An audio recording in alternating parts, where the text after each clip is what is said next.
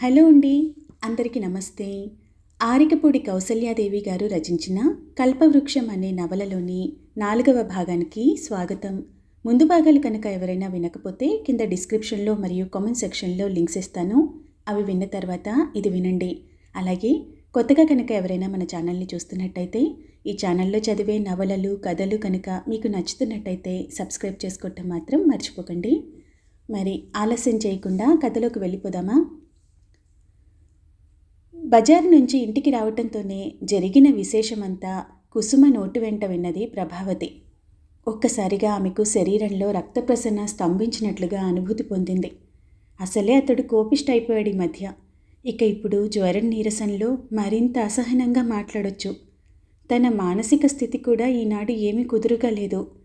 వెండి సామాన్లు అమ్ముకున్న బాధ చెదపురుగు వలె తొలుస్తుంది నరనరంలోనూ. మాటకు మాట విసురుకొని దూరాన్ని పెంచుకోవటం మినహా ఏమిటి లాభం? అందుకే అతడి గదిలోనికి పోకుండా కాళ్ళు చేతులు కడుక్కొని వంట ప్రయత్నంలో పడింది. ఓ పావుగంట వరకు ప్రభావతి కోసం నిరీక్షించిన శేఖరం కడకు తనకు తానే పిలవనే పిలిచాడు. కుసుమా, అమ్మ బజారు నుంచి వచ్చినట్లుందే, ఇలా పిలు అన్నాడు.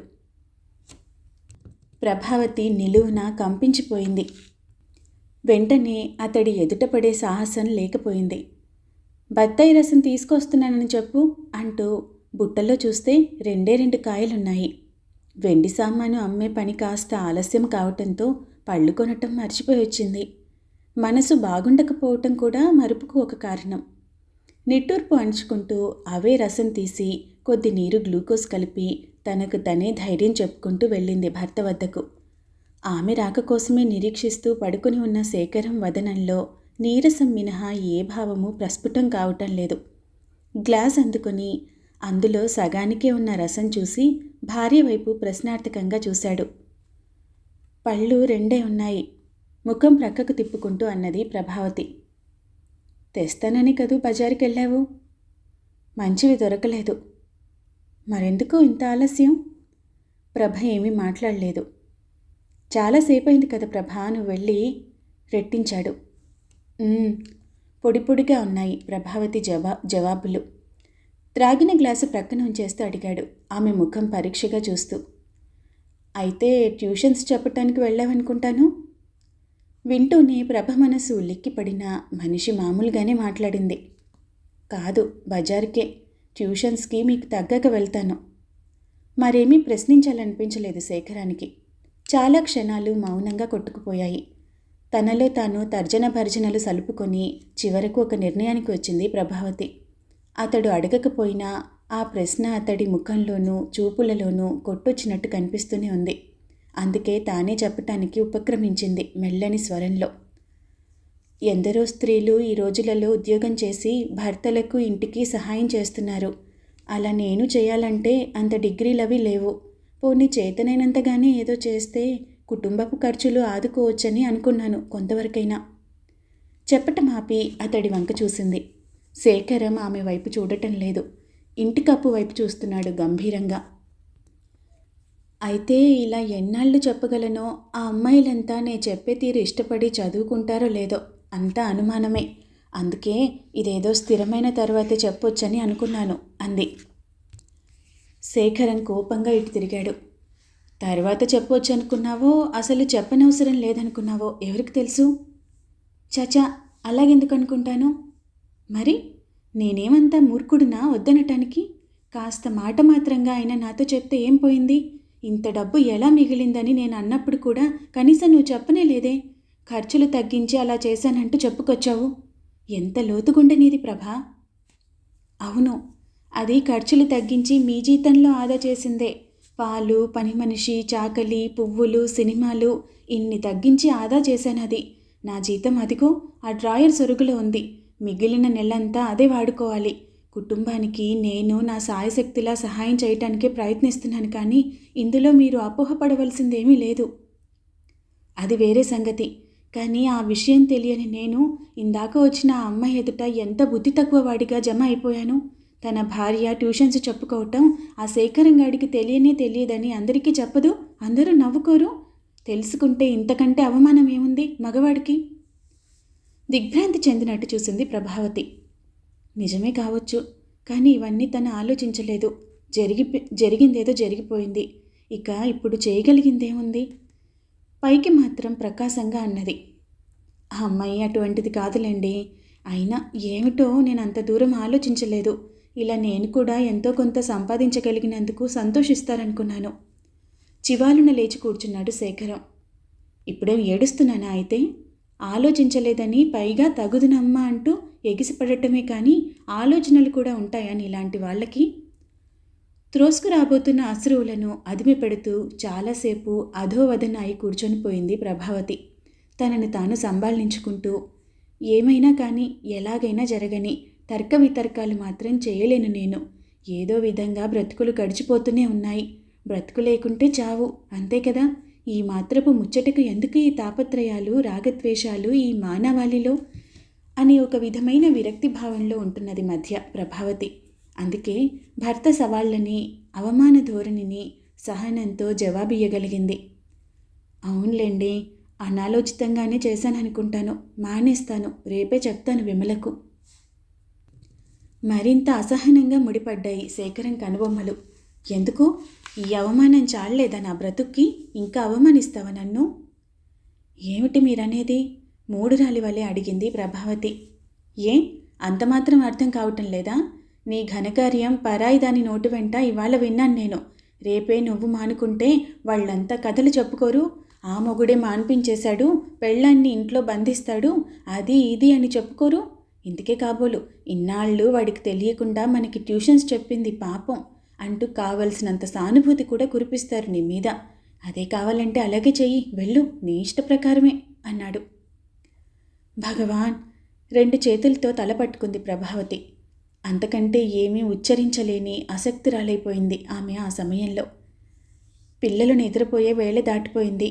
తల్లి తండ్రి ఏదో వాగ్వాదంలో పడ్డట్టు గమనించిన సీత, కుసుమ నోరెత్తి అన్నం పెట్టమని కూడా అడగలేక గది బయటే తారట్లాడసాగారు. అది గమనించింది ప్రభావతి. వస్తున్నానమ్మా, నడవండి అంటూ లేచి వెళ్ళింది. పిల్లల భోజనాలయ్యాయి. పక్కలు చేరారు. ప్రభావతి ఒంటరిగా మిగిలిపోయింది. కడుపులో ఆకలి ఉన్నా మనసులో మనుగుల కొలది బరువు పేరుకుపోయిన ఆమెకు అన్నం తినాలనిపించలేదు. మరలా భర్త ఎదుటకు వెళ్ళాలని కూడా లేదు. కానీ తప్పదు. భర్త విదిలించి కొట్టినా, నిర్లక్ష్యం చేసినా, నువ్వెంత అన్నట్టు తేలిక చేసి మాట్లాడినా, ఈ సంసారానికి నీవు అనవసరం అని అన్యాపదేశంగా చెప్పినా సరే అన్నీ దులుపుకొని నవ్వు ముఖంతో మరలా అతడి చుట్టూ, అతడి సంసారం చుట్టూ తిరగగలిగినదే హైందవ వనిత. పాలు తీసుకోండి మృదువుగా అంటూ గ్లాస్ అందించింది. శేఖరన్ నిద్రపోకపోయినా దీర్ఘాలోచనలో ఉండటం వలన ఆమె రాకను గమనించలేదు. మరొకసారి హెచ్చరించింది. అంటూ అప్పటికి జాగ్రత్తావస్థను పొందినట్టు లేచి కూర్చున్నాడు. భోజనం చేశావా? త్వరగా పడుకో, చాలా అలసిపోతున్నావు ఈ మధ్య. ఖాళీ గ్లాసు ఇచ్చేసి వెనక్కి వాలుతూ అన్నాడు. పూర్వపు క్రోధరేఖలు ఛాయమాత్రంగా కూడా లేవు అతడి కంఠంలో. ప్రభావతి సమాధానం చెప్పలేదు. ఏమిటో ఆలోచనలో ఉందామె. భోజనం చేయలేదా? అతడి స్వరంలో లాలన. చూడు ప్రభా, ప్రేమగా ఆమె చేయి పట్టుకుంటూ అన్నాడు. ఏదో అనేశాను, బాధపడకు. నా ఓర్పు ఈ మధ్య ఏమైందో నాకే తెలియదు. వెళ్ళి భోజనం చెయ్యి. అప్పటికీ ఆమె మాట్లాడలేదు. పోనీ నేనొచ్చి కూర్చుంటాను నీ దగ్గర, నడు. మీకు చెప్పకుండా ఈరోజు మరో పని చేశాను. తల ఉంచుకొని చేతిగాజులు సవరించుకుంటూ అన్నది సంకోచిస్తూ. ఏమిటది? లాలన హరించిపోయి తిరిగి మామూలు కటుత్వం తావునందుతున్నట్టుంది అతడి గలం. సందేహిస్తూనే అన్నది. మీ రామారావు రామారావు వచ్చే రోజు రేపే. వెన్ను చరిచినట్లయింది శేఖరానికి. అతడికి గుర్తున్నది, కానీ ఆ క్షణంలో గుర్తులేదు ఆ విషయం. అది భార్య నోటి నుండి వినటంతో అతడు కొంచెం వివసుడయ్యాడు. ఏం చేస్తాను, ఏదో వాగిపోతాడు మళ్ళీ. మధ్యతరగతి సంసారాలలో మగవాడే పుట్టడం కంటే శాపం మరోటి లేదనిపిస్తుంది ఒక్కొక్కప్పుడు. బాధగా కనతలు రుద్దుకున్నాడు. బాధ్యతలు తెలిసి మొహమాటాలకు లోనై ప్రవర్తించేవాళ్ళు ఏ అంతస్తులోనైనా ఆడైనా మగైనా ఒకటే. అయినా తన భావాన్ని పైకి వెల్లడించలేదు ప్రభావతి. అంతవరకు మూసి ఉంచిన ఎడమచేతి పిడికిలిని విప్పి అతడి ముందుంచింది. ఉలికిపాటు చెందాడు శేఖరం. ఆమె పిడికిలో 100 రూపాయల నోట్లు. ఏమిటి? నీరసంగా అడిగాడు. సాయంత్రం బజారుకు వెళ్ళిన పని ఇదే. రేపే రామారావు అప్పు తీర్చాలి. అందుకని పోతున్న శక్తినంతను కూడా తీసుకుంటూ అడిగాడు. వెండి పళ్ళెము చెంబు అమ్మేశాను. ఇంతకంటే దారి కనిపించలేదు. మీరేమనుకున్నా సరే. అప్పులవారు మాటి మాటికి వచ్చి నట్టింట నిలబడి నానా మాటలు వాగటం నా వంటి ఏ ఇల్లాలు భరించదు. ఎంత ప్రయత్నించినా ఆగక పెళ్ళుబుకి వచ్చిన అశ్రువులను ఒత్తుకుంటూ గబగబా బయటకు పోయింది. శేఖరం మానసిక స్థితి వర్ణనాతీతం. రామారావుకి ఇవ్వవలసిన 400, మరొకతన్ని దగ్గర తీసుకున్న 200, ఇవి కాక చెల్లెలు పార్వతి వైద్యం కోసం అయిన మార్వాడి అప్పు 800 తలుచుకున్నప్పుడల్లా పెనుభూతాలు ఎగబడి వచ్చి పైన పడుతూ ఉన్నంత భయంకరంగా కనపడుతున్నాయి. ఎలా తీర్చను? ఎలా ఎలా అనే ప్రశ్నలోనే వేగిపోతున్నాడు ఈ మధ్య రాత్రింబవళ్ళు. ఎంత సులువుగా చక్కగా పరిష్కార మార్గం చూపింది ప్రభ అనిపించింది అతడికి ప్రథమంగా. ఒక విధమైన తేలికతనాన్ని అనుభవించాయి మనశ్శరీరాలు రెండూ ఒకేసారి. వెనువెంటనే అతడికి విచక్షణ జ్ఞానం కలిగింది.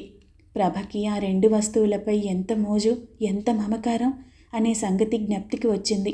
సన్నని బాధ రగులుకుంది గుండెల్లో. అటు పిమ్మట ఇంకా ఇంకా ఎన్నో విషయాలు జ్ఞాపకానికి రాసాగాయి. తీయని స్మృతులని తలుపునకు తెస్తూ మధురాది మధురమైన తొలి రోజులను గుర్తుకు తెచ్చే ఆ పళ్ళెం, లోట మరింక లేవు. లేకుండా చేశాను అనే భావాన్ని భరించలేకపోయాడతడు. ఏదో మంట, ఏదో బాధ రగులుకోసాగాయి లోపల. అసలు ఆ అప్పులు చేసిన సందర్భాలు, ఆ విషయమై తనకు భార్యకు జరిగిన వివాదాలు, చెలరేగిన కోపతాపాలు అన్నీ స్ఫురణకు వచ్చాయి. ఒక్కసారిగా అతడిలో ఆగ్రహం చిందులు త్రొక్కింది. ఏ విధంగానే ఈ అప్పులు చేయటం ప్రభకిష్టం లేదు. అందుకే తమ మధ్య వాగ్వివాదాలు చెలరేగాయి. యోజనాల దూరం ఏర్పడింది ఈ మధ్య. కానీ ఇప్పుడు ఆ అప్పులు తీర్చుతున్నదెవరు? ఒక్కసారిగా అవమానంతో కూడిన ఉన్మత్త క్రోధము ఆవేశించింది అతడిని. ప్రభా!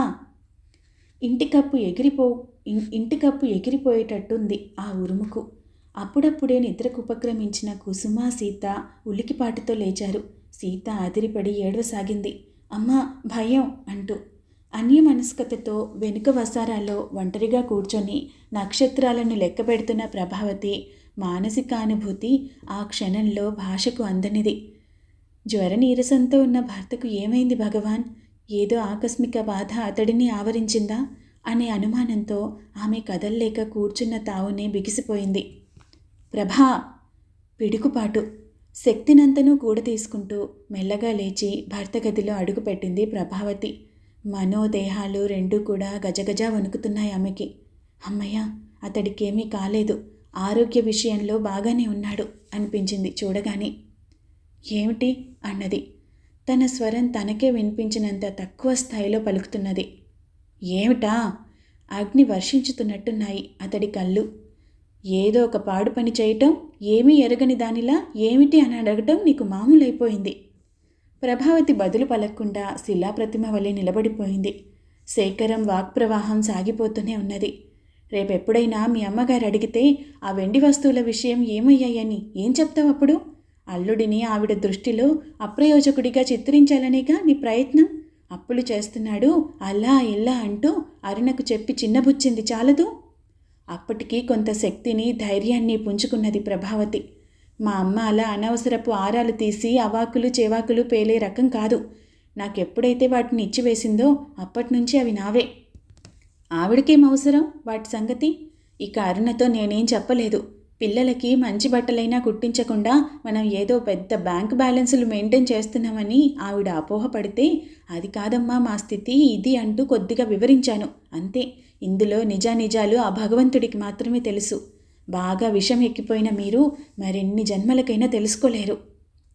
మరింత ఉగ్రుడయ్యాడు శేఖరం. అవునవును, నీ వాళ్ళేమీ అవాకులు చవాకులు ప్రేలని వాళ్ళు, నా వాళ్ళేమో నాకు అబద్ధాలు చెప్పి విషం ఎక్కించే వాళ్ళును. నేనంటే ఇష్టం లేక నా చెల్లెలీలా విషం ఎక్కించింది కదూ నాకు. ప్రభావతి ఏమీ తగ్గలేదు. అవును, మీరంటే ఇష్టం లేదో ఏం ప్రయోజనం ఆశించి చాలామంది ఆడవాళ్లల్లా భార్యాభర్తల నడుమ అప్రియ వాతావరణాన్ని సృష్టిస్తారో ఇవాళ క్రొత్తగా మనం తర్జన భర్జనలు సలపనవసరం లేదు. ప్రతి భార్య ఒకతడికి భార్యే. ఒక ఇంటికి కోడలే, కష్టసుఖాలు ఈతి బాధలు తెలిసినదే. అయితేనే సాటి స్త్రీకి ఎంత అపకారం చేయటానికైనా వెనుదీయదు. దీనికి అంతం ఎప్పుడో. ఆపుచేయి నీ ఉపన్యాసం. మహా గొప్పదానవు, నువ్వే బయలుదేరావు. అసలు ఇంతకీ మీరే ఆపండి, నేను చెప్పేది వినండి. భర్త మాటలను మధ్యలో త్రుంచేస్తూ తీవ్రంగా అన్నది. మీ మనస్సు నాకు అర్థమైంది. నే వద్దంటే తూలనాడి నా మాటలను లక్ష్య పెట్టకుండా ఈ అప్పులు చేశారు. నా లెక్క లేదన్నట్టుగానే బట్టలు తెచ్చి మీ అంత మీరే మీ చెల్లెలి చేతుల్లో పెట్టుకున్నారు. ఆవిడ చెప్పిన అసత్యాలన్నీ నమ్మి నాతో పిల్లలతో సరిగ్గా మాట్లాడటమే మానుకున్నారు. చేయించుకున్న మర్యాదలన్నీ చేయించుకుంది. చీరసారెలు అందుకొని దర్జాగా వెళ్ళిపోయింది. ఇంకా ఏదో లోటు జరిగినట్లు నేను బద్ధ శత్రువునన్నట్టుగా ఉత్తరాలలో నా పేరెత్తటమే మానుకుంది. ఇప్పుడా సంగతులన్నీ ఎందుకు? అసలు విషయం వదిలి. అంతే, ఒక సంగతితో అన్ని సంగతులు కదిలొస్తాయి. నా మనసులో మండుతూ ఉన్న అగ్నిపర్వతం ఇది. ఏం రోగమని ఉత్తరాలలో నా సంగతి వ్రాయరు? ఇది నాకు అవమానం కాదు? మీ భార్యకు జరిగే అవమానం మీది కాదు? ఆ సంగతి తెలియకేగా సిగ్గులేక ఆ ఉత్తరాలకు మళ్ళీ జవాబులు రాసుకుంటున్నారు. నా లెక్కలేనిది నా ఇంటికి ఎందుకు రావటం? నా భర్తకు నా ఇంటికి ఎందుకు ఉత్తరాలు రాయటం? అలాగే తన ఆడపడుచు తనను నిర్లక్ష్యం చేస్తే ఊరుకుంటుందా రాక్షసి? చెల్లెల్ని ద్వేషించమని బుద్ధున్న ఏ ఆడది అనదు. అలాగే పెళ్ళాన్ని నిర్లక్ష్యం చేయమని కూడా నీతి జ్ఞానం ఉండి అన్నం తినే ఏ ఆడది అనదు. ఒకళ్ళను ప్రేమించటానికి మరొకళ్ళను ద్వేషించాల్సిన అగత్యం లేదే పురుషునికి. ప్రభా, నువ్వెటువంటి మాటలు మాట్లాడుతున్నావో ఏమైనా అర్థమవుతుందా? అరుణలో కొన్ని చెడ్డ గుణాలున్నాయి, నాకు తెలుసు. అంత మాత్రానా? ఆపండి. ఆ మాత్రం తెలుసు కదా. ఎవరు చెడ్డ గుణాల ఫలితం అదే అనుభవించాలి. కానీ ఏ లేనిపోని రగడ అంతా నానెత్తిన రుద్దటం దేనికి? మా అన్న చెల్లెళ్ళం ఇంతగా నిర్లక్ష్యం చేశామే, అయినా మేం చేసిన అప్పులు తాను తీర్చటం అంటే మాకు అవమానమే కదా అని బాధపడుతున్నారనుకుంటాను. నా మనసులో అటువంటి భావం ఏమాత్రం లేదు. అప్పులవాడు మాటి మాటికి వచ్చి మాట అనిపోవటం నేను భరించలేను. ఉన్నంతలో సంసారం నడపలేక భర్త చేత అప్పులు చేయించే అవివేకినిగా నలుగురి దృష్టిలో పడటం కంటే ఆత్మహత్య మేలు నాకు. 911 వచ్చాయి ఆ 2 వస్తువులు అమ్మిన డబ్బు. అమ్మ ఇచ్చిన నాడు 400 ఉండుంటుంది దాని విలువ. ధరలు ఎక్కువ గనుక ఈనాడు ఇంతొచ్చింది. మీ ఆఫీసులో ఇద్దరి అప్పు, విమల అప్పు దీనితో ఎత్తిపెట్టుకుపోతాయి. ఇహ మార్వాడి అప్పు తీరే విధం చూడండి అంటూనే మరి అతడి మాటల కోసం చూడకుండా విసవిస వెళ్ళిపోయింది. శేఖరం మనసు అగ్నిగుండమైపోయింది. రేపే రామారావు సమస్య తీరిపోతుంది. కానీ ప్రభ వలన తీరుతూ ఉన్న సమస్య తనకు జీవిత పర్యంతం ఒక సమస్య తోరణమవుతూ ఉంది అనటంలో ఏమాత్రం సందేహం లేదు. ఈ అప్పులు తీరుస్తున్నాను, ఇహ మార్వాడి అప్పు తీరే విధం చూడండి అంటున్నది. ఇది నా అసమర్థతను ఎత్తి చూపటమే కదూ. ప్రభావతి యోచన సరళి మరో తీరులో సాగిపోతూ ఉన్నది. ఎందుకు ఈయనకింత కోపం నాపైన? అప్పు చేయకుండా ఉన్నంతలో బ్రతుకుదాము అంటే కోపం.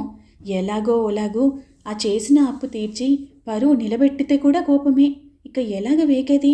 భర్త చేసే ఏ పనికైనా సరే గ్రుడ్డిగా ఆమోదం వెలిబుచ్చుతూ యాంత్రికంగా జీవించవలసిందే నా భార్య. సంసారపు రథాన్ని భార్యాభర్తలు కాడెద్దులే లాగాలి అనే ఆర్యోక్తి ఎంతవరకు నిజం, ఎంతవరకు ఆచరణ సాధ్యం? భార్యాభర్తలిద్దరూ ఎవరి ఆలోచనలలో వారు సతమతం అవుతూ ఉండగానే రాత్రి నడిచిపోయింది. భానోదయమైంది. కాకులు కకా కకా అంటున్నాయి. ప్రభావతి శయ్య విడిచి లేచింది బాధగా. చూడు ప్రభా, శేఖరం స్వరం సరళంగానే పలుకుతున్నది. ప్రభావతి ఆగింది. వీలైతే ఈరోజు వెళ్ళి ఆ వెండి వస్తువులు వాపసు తీసుకొచ్చే. నాకెందుకో చాలా బాధగా ఉంది అవి లేవనుకుంటే. మూగగా నిలబడిపోయి తదేకంగా అతడిని చూస్తున్న ప్రభావతి కళ్ళల్లో అనేక ప్రశ్నలు. నాకు తెలుసు, శేఖరం ఇంకా చెప్తున్నాడు. ఇవాళ రామారావు డబ్బు ఇవ్వనిదే ఓ పట్టాన వదలడు. అతని నోటి నుండి చాలా పెలుసు మాటలు వినవలసి రావచ్చు. ఎలాగో సర్ది చెప్పి పంపుతాను. 4 రోజుల్లో నేనే ఏదో విధంగా సర్దుబాటు చేస్తాను. ఇంట్లో ఉన్న పాత వస్తువులు కాస్త పోగొట్టుకుంటే ఈ జీవితకాలంలో మళ్ళీ అమర్చుకోగలగమా? పైకి మాట్లాడకపోయినా లోలోన కొంత ఆశ్చర్యపోయింది. ఇతడికి ఈ మాత్రం ఆలోచనైనా ఉందా అని. నీ డబ్బు నాకు వద్దు అని సూటిగా అనలేక ఇలా మాటను త్రిప్పి త్రిప్పి చెప్తున్నట్టుగా కూడా అనుమానం కలిగింది. ఆమె ఏమీ మాట్లాడకుండానే నిష్క్రమించింది. అయితే ఆ ఉదయం 9 గంటలకి రామారావు రావటంతో కథ అడ్డం తిరిగింది. ఇదేమిటి శేఖరం, నీ వంటి వాళ్ళు కూడా ఇలా చేయటం ప్రారంభిస్తే ఇక అప్పులే పుట్టవు ఎవరికి. తీసుకున్నది గౌరవంగా ఇచ్చేది అట్టే పోయి ఇలా అవసరానికి కూడా ఇవ్వకుంటే ఎట్లాగా? శేఖరం ఏమీ అనలేదు. అతను చెప్పేది ఒకటే మాట, 4 రోజుల్లో సర్దుబాటు చేస్తాను, ఇవాల్టికి క్షమించు అని. ఇటువంటి వాయిదాలు చాలానే అయ్యాయిగా, తీర్చలేని వాడివి అసలు అప్పెందుకు చేసినట్టు? శేఖరం ముఖం క్రోధంతో జేవురించింది. అప్పు ఏదో ఒకనాడు విసిరి కొడతాను, మాటలు మాత్రం మీరకు రామారావు. రామారావుకి కోపం వచ్చింది. అంత అభిమానమే ఉంటే పారేయి నా డబ్బు ఇచ్చి నీ అవసరం తీర్చిందే కాక ఇంకా నీ ఇంటి చుట్టూ తిరగటం కర్మ కూడానా నాకు? పైగా ఏం మాట్లాడాలో ఏం మాట్లాడకూడదో నీ దగ్గర నేర్చుకోమంటావా? ఎలా తెస్తావు? తెచ్చెయ్యి. ఇచ్చే వరకు నేను ఇవాళ కదిలేదే లేదు ఇక్కడి నుంచి. శేఖరం ఆలోచిస్తూ ఉండగానే లోనుంచి అంతా వింటున్న ప్రభావతి ప్రవేశించింది. శేఖరం అనుమతి అడగకుండానే తానంత తానే రామారావుకి డబ్బు ఇచ్చి వేసింది. రామారావు క్షణకాలం నివ్వెరపోయినట్లు చూసి మరుక్షణంలోనే డబ్బు జేబులో పెట్టుకుని అదృశ్యమయ్యాడు. శేఖరం ఏమీ మాట్లాడలేదు. అలసిపోయినట్లుగా కళ్ళు మూసుకొని దిండుకు చేరగిలపడ్డాడు. అతడు మానసికంగా అలసిపోయాడు. అది గ్రహించిన ప్రభావతి మౌనంగా నిష్క్రమించింది. ఆకస్మికంగా వచ్చిన అన్నను చూసి ఆశ్చర్యపోయింది అరుణ. చాలా ఆప్యాయంగా పలకరించింది. రా అన్నయ్య రా, ఎన్నాళ్లకి మా ఇల్లును పావనం చేశావు? ఒరే పిల్లలు, మామయ్య వచ్చాడురా. చెల్లెలి ఆదరణకి అనురాగానికి ఆ నిమిషంలో మురిసిపోయాడు శేఖరం. ఏనాడైందన్నయ్య నువ్వు మా ఇంటికొచ్చి? నిజంగా నాకెంత గర్వంగా ఉందో ఇవాళ నేను చెప్పలేను. పుట్టింటి వాళ్ళు వస్తూ పోతూ ఆలనా పాలనలు కనుక్కుంటూ ఉంటే ఆడవాళ్లకు అదెంత బలమో గర్వమో. మగవాడివి, నీకేం తెలుసు? అడుగడుగునా అతడి రాకకి హర్షం వెలిబుచ్చుతూ ఉంది అరుణ. ఒరే కొండ, అయ్యగారికి స్నానానికి ఏర్పాటు చెయ్యి. నాయర్, మరో కూర ఎక్కువ చెయ్యి. అన్నట్టు స్వీట్ పుడ్డింగ్ చెయ్యి, త్వరగా అయిపోతుంది. తరహాలుగా నౌకర్లకి పురమాయిస్తుంది. నా చెల్లెలికి నాపై ఎంత అనురాగం! మురిసిపోయాడు శేఖరం. వదిన కూడా వస్తే ఎంత బాగుండేది. భోజనం చేస్తున్న అన్నకి ఎదురుగా కూర్చొని కొంత విచారస్వరంతో అన్నది అరుణ. అన్నవు, నీకున్న ప్రేమ పరాయి వాళ్ళకెలా ఉంటుందిలే నా పైన. అసలు ఇలా రానిచ్చిందంటేనే నాకు ఆశ్చర్యంగా ఉంది. శేఖరం మనసు కొంత బాధపడినా పైకి మామూలుగానే అన్నాడు. ఎందుకు కాదంటుంది? నువ్వు బొత్తిగా అపార్థం చేసుకుంటున్నావు మీ వదినని. ఇద్దరం వస్తే పిల్లలు రావాల్సింది కదా, ఎంత ఖర్చు ఆలోచించావా? నాకైతే ఆఫీస్ పని ఉంది కదా, కొంత ఖర్చు ఆఫీస్ ఇస్తుంది. ఇంకా పైన నా చేతిది పడనే పడుతుంది. వాళ్ళిచ్చే అలవెన్సు ఏ మూలకు సరిపోతుంది? అరుణ కళ్ళు ఆశ్చర్యంగా త్రిప్పింది. అదేమిటన్నయ్యా, ఆఖరుకు వదిన నిన్ను కూడా తనలాగానే తయారు చేస్తుందా ఏమిటి? ఆనాటికానాడు నువ్వు కూడా ఖర్చు అనటం మొదలుపెట్టావు. నీ స్థాయి ఉద్యోగులంతా నీలాగే బ్రతుకుతున్నారా? ఏ ఊరైనా వెళ్లకుండా, పిల్లలకి ఓ బట్ట అయినా కొనకుండా? నవ్వలేక నవ్వాడు శేఖరం. భగవత్ కృప వల్ల బావగారి ఐశ్వర్యం ఎప్పుడు ఇలాగే ఉండాలి. మా స్థాయి కష్టాలు నీకెప్పుడూ తెలియకుండానే ఉండిపోవాలని కోరుకుంటున్నాను అరుణ. నవ్వేశాడు మనస్ఫూర్తిగానే. కానీ అది నిజంగా ఆశీర్వాదమో లేక ఏమైనా అంతశ్లేష ఇమిడి ఉన్నదో అనే అనుమానం కలిగింది అరుణకి. ఆమె నైజమే అంతా. అందుకే ముఖంలో ప్రసన్నత మాయమైంది. ఏమో, నీదంతా విడ్డూరం అన్నయ్య. జీతం అంతా వదిన చేతిలో పోస్తావు. అమాయకుడవు. ఆవిడగారు అంతా చాటుగా దాచిపెడుతుందేమో. భోజనం చేస్తున్నట్టు కాక గరళం రింగుతున్నట్లుగా ఉన్నది శేఖరానికి. పైకి అతడేమీ మాట్లాడలేదు. కానీ లోలోన ఆలోచిస్తున్నాడు. అరుణ వంటి వాళ్ళని దైవం ఎలా సృష్టిస్తాడా అని. తాను ఆ గుమ్మంలో అడుగుపెట్టి అర్ధగంట కూడా అవ్వలేదు. అప్పుడే తన అర్ధాంగిపై 6000 చాడీలు వినవలసి వచ్చింది. వదిన చాటుగా దాచుకుంటుందేమో. ఇంత నీచమైన మాటను అరుణ అన్న ఎదుటే ఎలా అనగలుగుతుంది? సాయంత్రం శేఖరన్ ఎదురులేచేసరికి ఎదురుగా అరుణ తయారైంది, చేతిలో పలహారం ప్లేటుతో. లేచావా? తొందరగా తెములు, ఊరు చూసి ఏదైనా సినిమా అది చూద్దు కానీ. ఉదయం భోజనం సమయంలో మనసును ఆవరించిన కలత, జుగుప్స ప్రస్తుతం లేవు శేఖరం మనసులో. చెల్లెలి ఆదరణకి గర్వపడుతూ ఉపహారం తినటానికి ఉపక్రమించాడు. తీరికగా గదినంతను పరీక్షిస్తున్న శేఖరం మనసున ఆ వైభవం చూసి ఆనందం లాస్యమాడింది.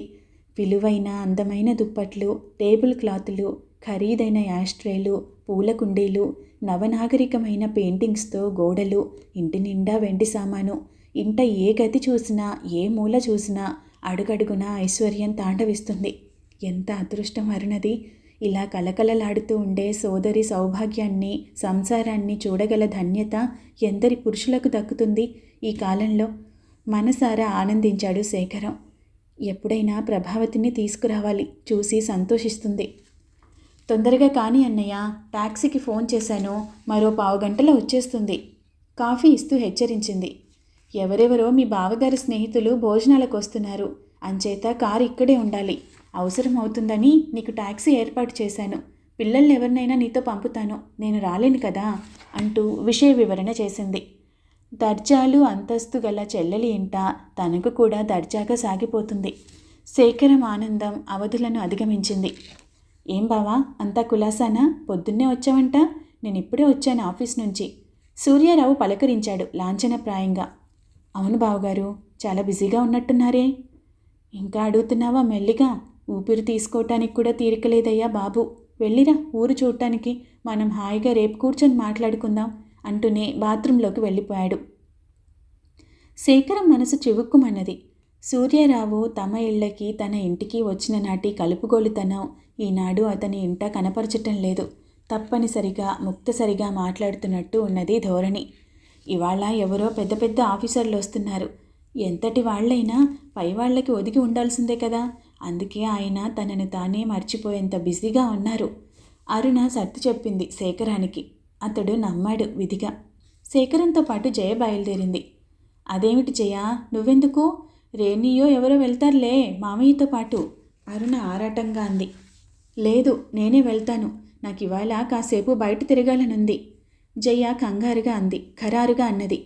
నీ మొహం, ఇంటికెవరో వస్తుంటే నువ్వెళ్ళిపోతే ఎలాగా? ఎన్ని పనులు నాకు? అరుణ అగ్నిశిఖలా ఉన్నది ఆ క్షణంలో.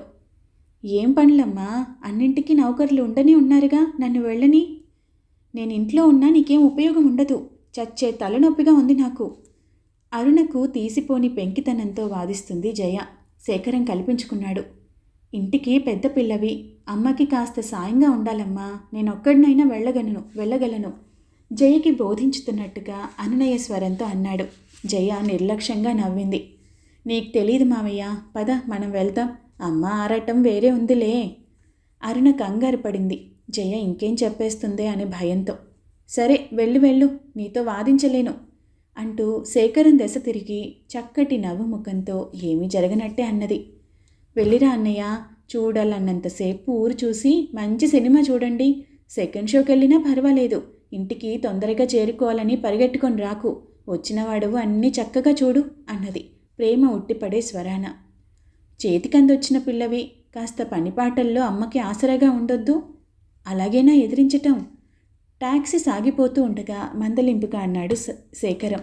జయ ఒక్కసారి అతడి వైపు చూసి తిరిగి వీధి వైపు మొహం త్రిప్పింది, ఏమీ మాట్లాడకుండా. శేఖరం నవ్వేశాడు.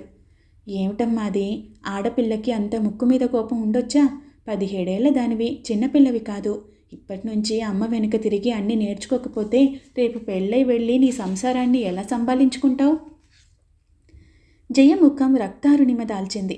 పెళ్లి మాట విన్నందువల్ల సిగ్గుతో ఆమె వదనం అరుణవర్ణం పులుముకున్నదని భావించాడు శేఖరం. మరి ఏమీ తర్కించకుండా అతడు మౌనం వహించాడు. బీచ్లో కూర్చున్నాక జయ హఠాత్తుగా అన్నది. ఆడపిల్ల తల్లి వెంట తిరిగి వినయ విధేయతలు నేర్చుకోవాలా, విచ్చలవిడిగా తిరగటం నేర్చుకోవాలా మావయ్య? పిడుగుపాటు వంటి ఈ ప్రశ్నకు ఉలిక్కిపడ్డ శేఖరం నిరత్తురుడయ్యాడు. అయోమయంగా చూడసాగాడు జయవైపు. మన కుటుంబాలలో తల్లి ఈ దశలోని పిల్లలకి పని పాటలు, వంటవార్పులు నేర్పాలా, లేక వెస్ట్రన్ డ్రెస్సులు, కాక్టైల్ పార్టీలు రుచి చూపించాలా? జయ కళ్ళల్లో గిర్రున నీళ్లు తిరిగాయి. అర్థమయ్యి కానట్టుగా ఉన్నది శేఖరానికి ఇదంతా. ఇక నిగ్రహించుకోలేని జయ వరుసగా పూసగుచ్చినట్లు అంతా చెప్పేసింది. మరి ఆ తర్వాత ఏం జరిగింది వచ్చే భాగంలో తెలుసుకుందాం. ధన్యవాదాలు.